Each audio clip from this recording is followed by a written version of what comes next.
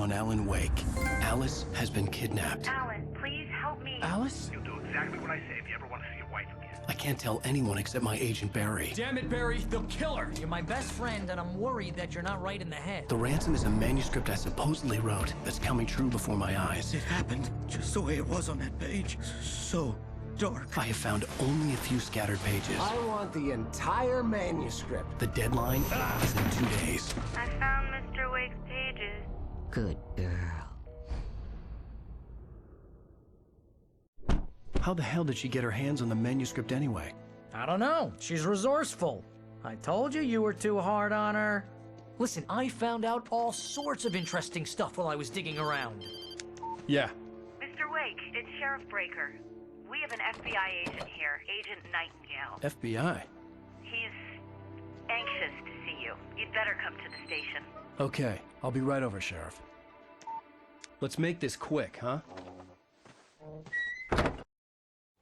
Help you folks? Name's Randolph. I'm the manager. We're looking for Rose. Works as a waitress down at the diner. Rose, sure. Nice girl.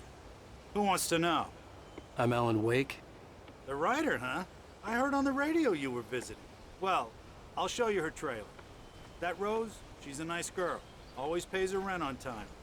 As I was saying, Al, I found all sorts of weird stuff from the local newspaper's archives. This place is crazy! Disappearances, mysterious deaths, urban legends come true, and, get this, most of this stuff takes place around Cauldron Lake. Well, you ain't wrong, mister. The Indians thought the lake was a doorway to the underworld. I'm the God-fearing type myself. I don't hold with that sort of thing. Yeah, okay. Anyway, there was an island there owned by a guy called Thomas Zane. Now, some of the articles I found about him make him out to be a famous writer, but I ran a bunch of searches, couldn't find a single thing he wrote. Zane was heavily into diving, so much so that the place came to be called Diver's Isle. But the volcano under the lake erupted in 1970, and Zane went down with the island.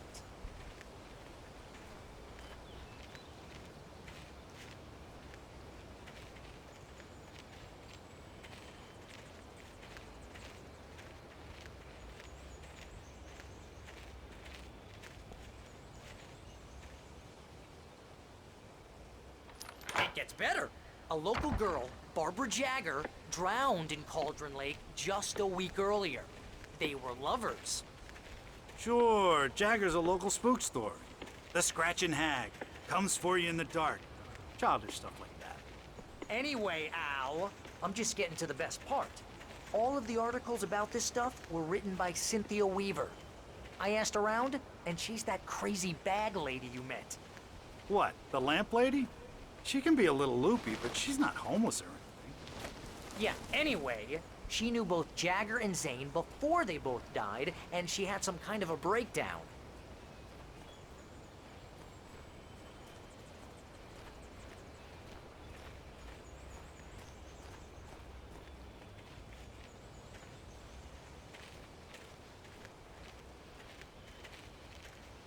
Well, mister, this here's Rose's trailer.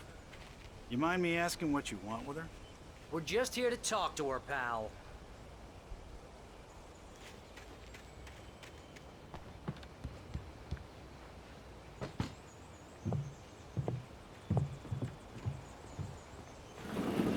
Welcome to... Oh dear, Mr. Wake. I'm so glad you're here. Rose, you have my manuscript? Oh. Oh, yes. Yes. Please, come in. Hey, this is really good! Rose, Yes, my manuscript. I really need it. I understand. I know what you need. A muse to inspire you. Oh, for Barry. She doesn't have anything. Yeah, hey, Al? Al, what's... Oh... Barry! What? What?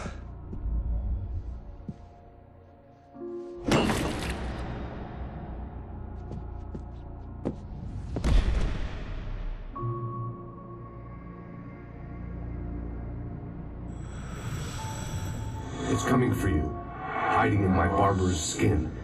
I'm too weak to stop it. You must turn the lights on. I promised I'd come visit you and your lovely wife. You must finish what you started. I insist. You must turn the lights on. Turn the light on. Back to work, boy.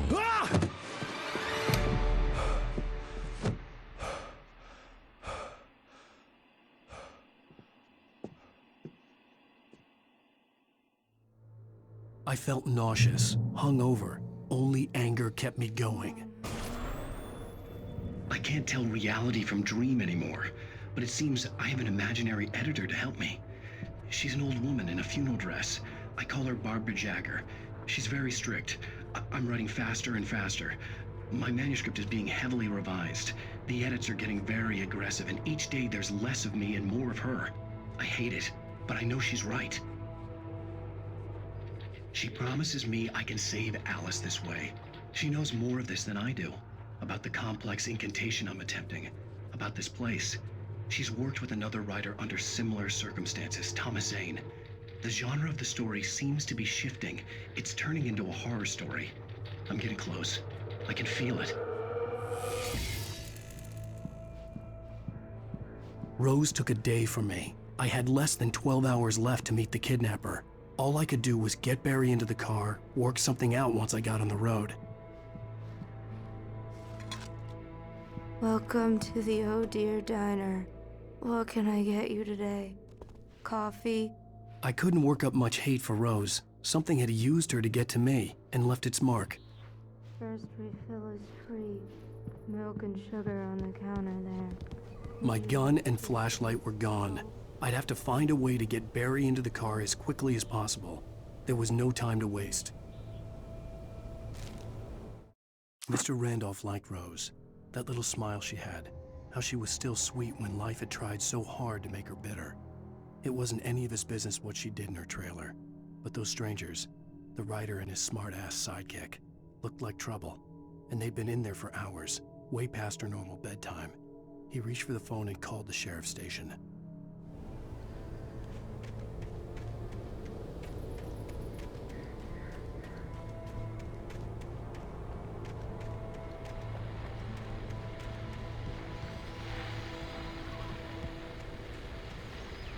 I just stepped outside to catch a breath of fresh air. Let me tell you, the weather's getting heavy.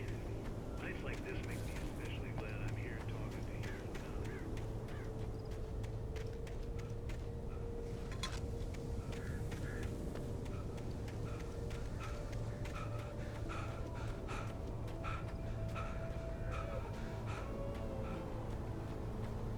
Oh, you're gonna get it now.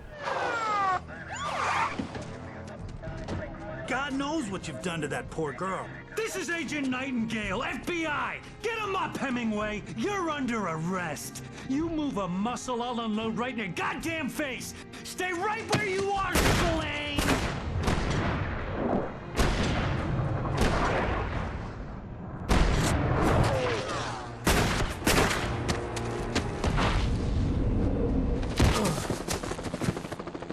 What are? I'm standing right here, you goddamn maniac!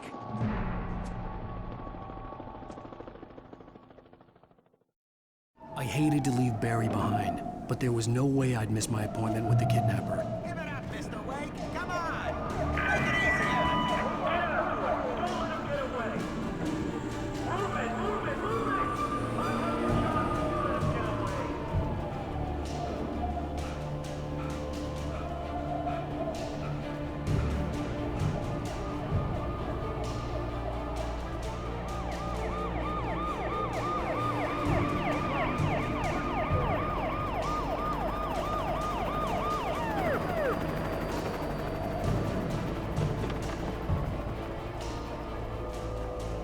Stop running! We have the suspect in sight! Okay, men, keep your eyes peeled. He's gonna try to make it through here. Oh, damn. Man out!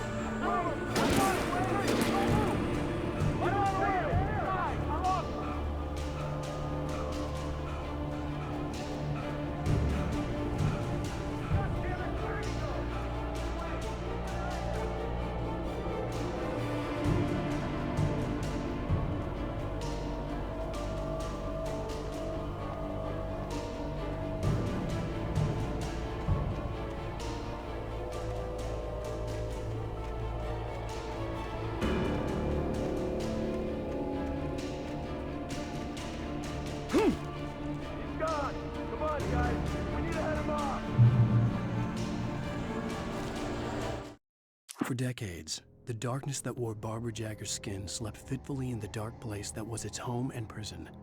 It was hungry and in pain. It dreamed of its nights of glory when the poet's writing had called it from the depths and given it a brief, terrible taste of power and freedom. The rock stars had stirred it from the deep sleep the poet had sunk it back to in the end. When it sensed the writer on the ferry, it opened its eyes.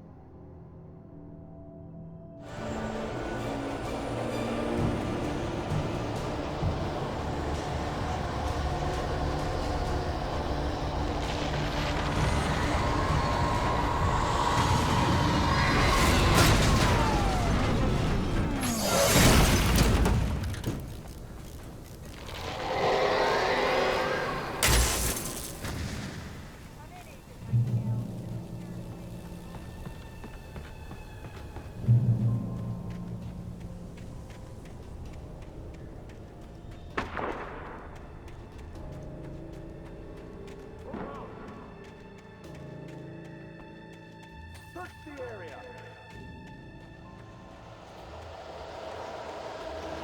Stay sharp.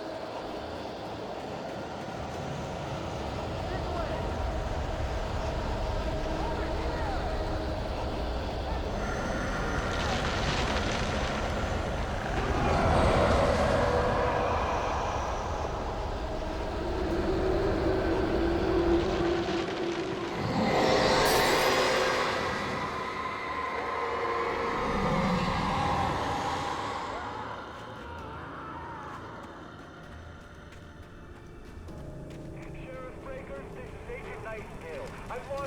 This horror was everywhere I went, circling me.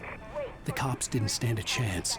They were after a writer, not a monster.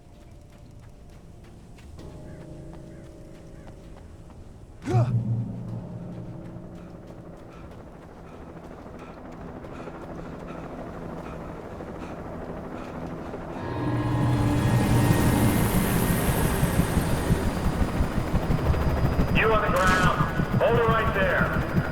There's nowhere to run. Freeze!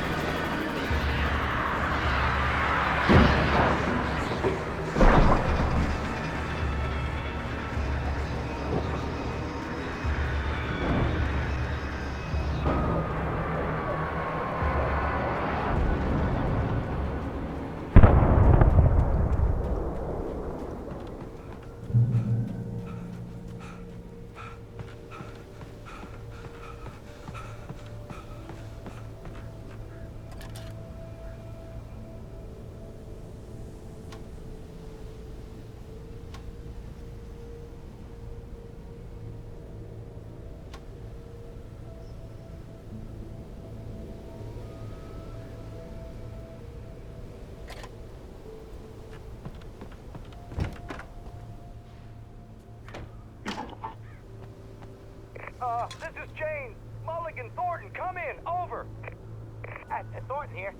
James, we got both Wheeler and Rose in custody. They didn't put up a fight or anything.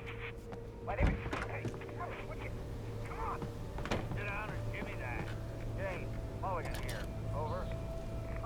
Go ahead, Mulligan. Over. I could see the lights of the radio station in the distance. Wheeler's drunk or hopped up on something. Speaking of which, that Fed had a pretty distinctive whiff of oated scotch about it, you know what I mean? Over. I don't have anything on that, Deputy Mulligan. Over. I imagined that the broadcast tower in the distance was part of the local radio station. Maine seemed like a decent guy. Perhaps he could give me directions to the coal mine.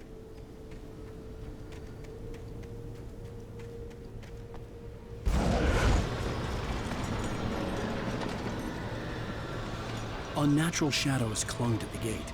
The darkness that was after me was trying to stop me. I wouldn't get through without a light.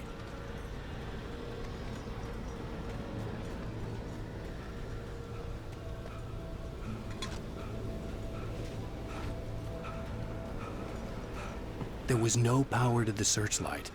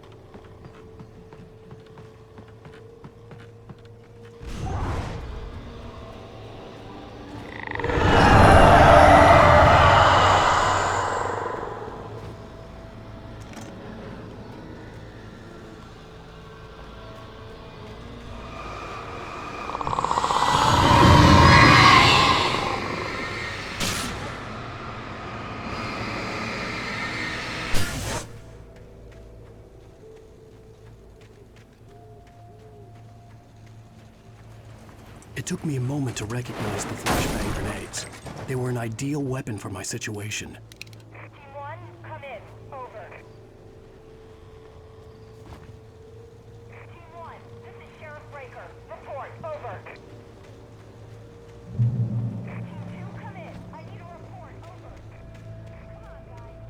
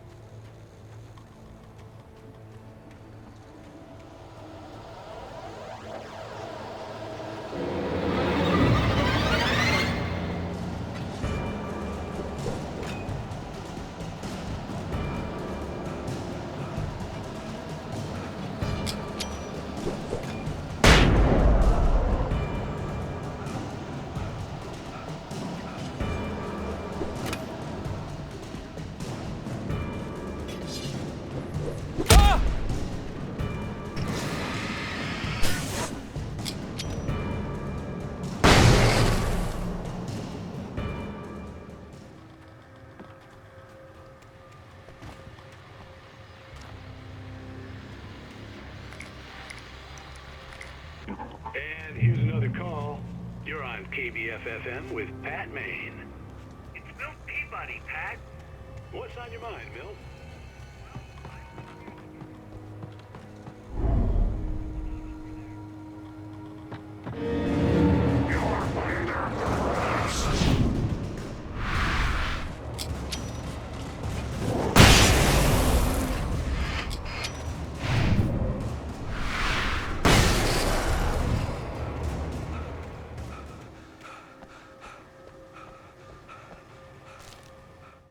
Touched by the dark presence, Rose was lost in a dreamland where everything was drawn in black and gray crayons. The old lady had promised her that all her wishes would come true. She would be Alan Wake's muse. She was smiling so hard it hurt her face. She crushed a bottle full of sleeping pills into the coffee. Deep down inside, she was screaming in terror.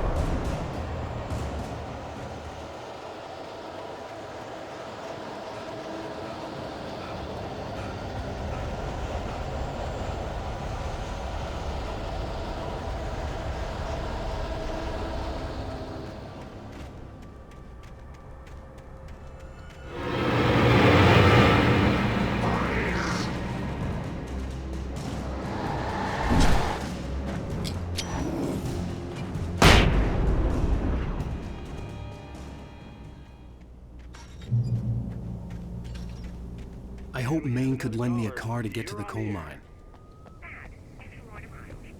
Why, hello, Lorna.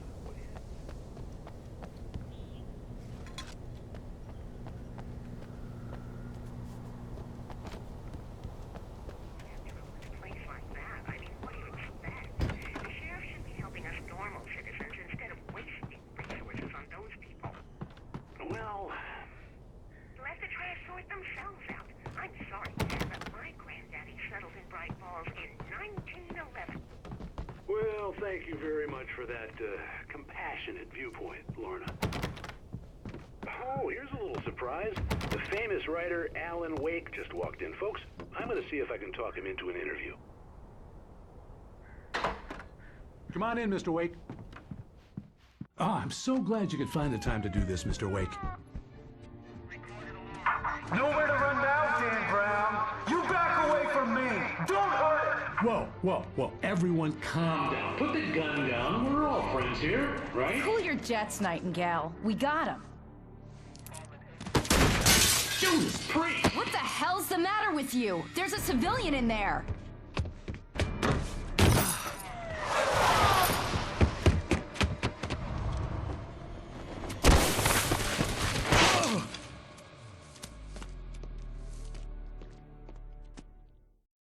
I'll get you yet, even if it kills me. You hear me?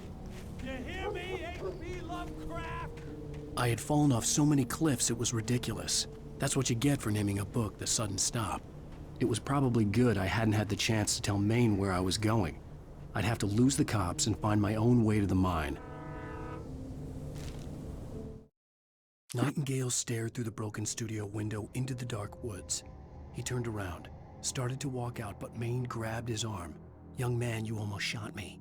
You don't shoot off rounds at people like that. What's the matter with you?" Nightingale shook his arm free, marched out. His cheeks burned with rage and humiliation.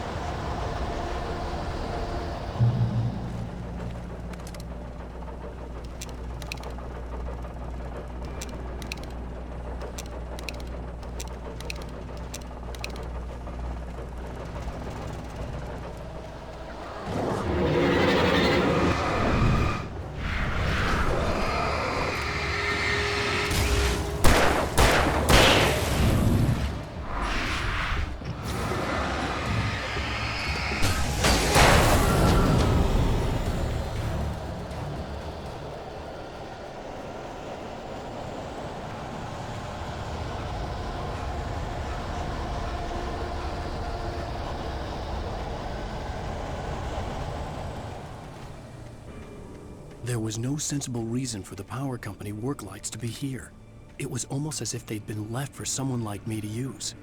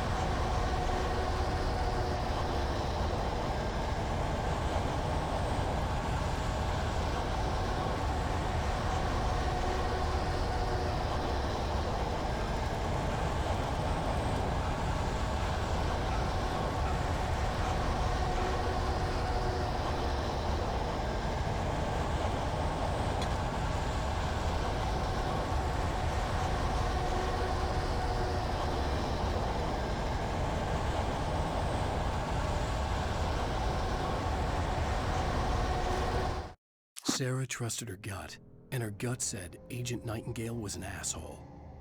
He felt wrong, and it wasn't just the smell of stale booze.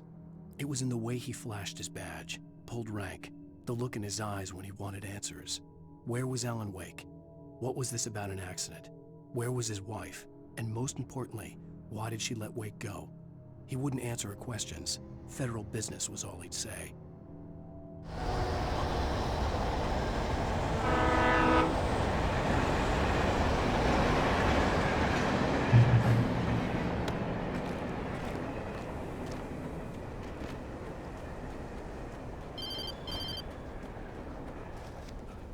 Hello? The most stubborn man I've ever met. Alice? Alice? Alan, I'm so afraid. He keeps me in the dark. Please help me. I look at you, Alan, and it's not you. It's something else. Looking out from behind your eyes. Alice, I'm here. I'm so alone here. It's all gonna go to hell. You need to be careful. Cooperate. The connection had been terrible, but that wasn't the only thing that hadn't been right with the call. She sounded wrong somehow, but she had called me. The pipe wrenched itself loose from the bridge's steel framework. Wrapped in darkness, it floated in midair, twitching. For a moment, I didn't understand what I was looking at. The heavy object lurched at me with impossible force. I threw myself out of the way, but just barely. When I turned my flashlight on it, it shook in a dark rage before it flew at me again.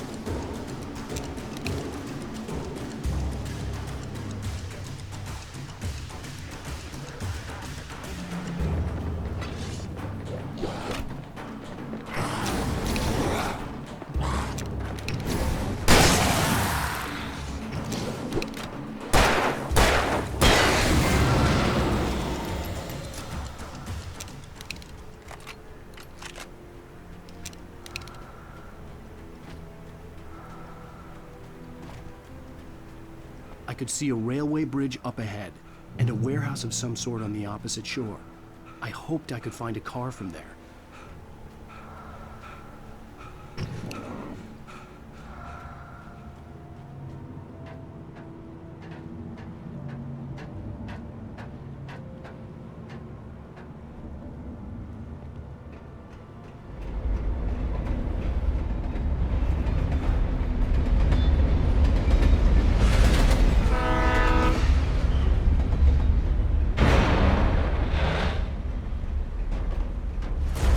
That was pursuing me was growing stronger, and it was taking over everything in its path.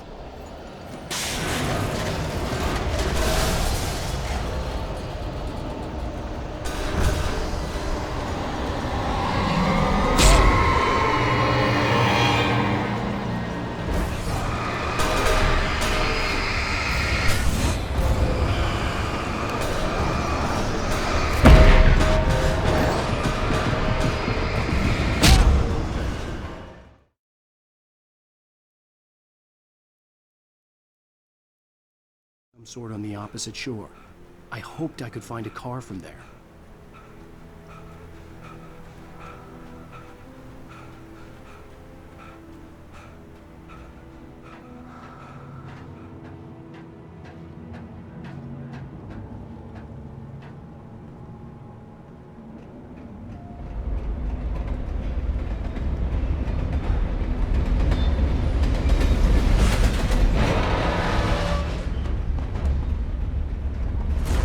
That was pursuing pursuing me was growing stronger, and it was taking over everything in its path.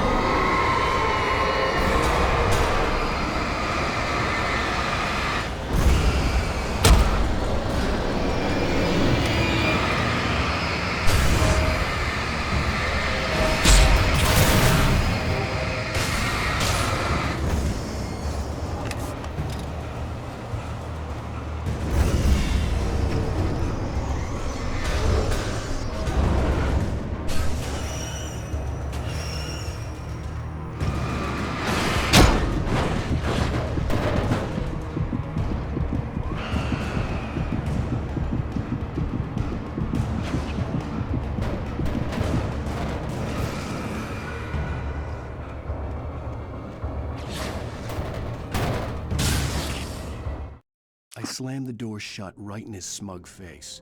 He pleaded for me to open the door. True to form, the asshole actually thought I would obey. I had no sympathy left, no guilt either, not for him. I took a moment to savor the scream. I bet I had a smile on my face. It was all that I had time for. The dark presence was inside the lodge with me. As a teenager, just starting to get interested in writing, Stephen King had been a source of inspiration to me. I thought about all the inanimate objects that had come to life in his books. No one is safe in a good horror story, certainly not the protagonist. That's what makes them fun. This was anything but. The darkness could possess anything, and it was getting closer.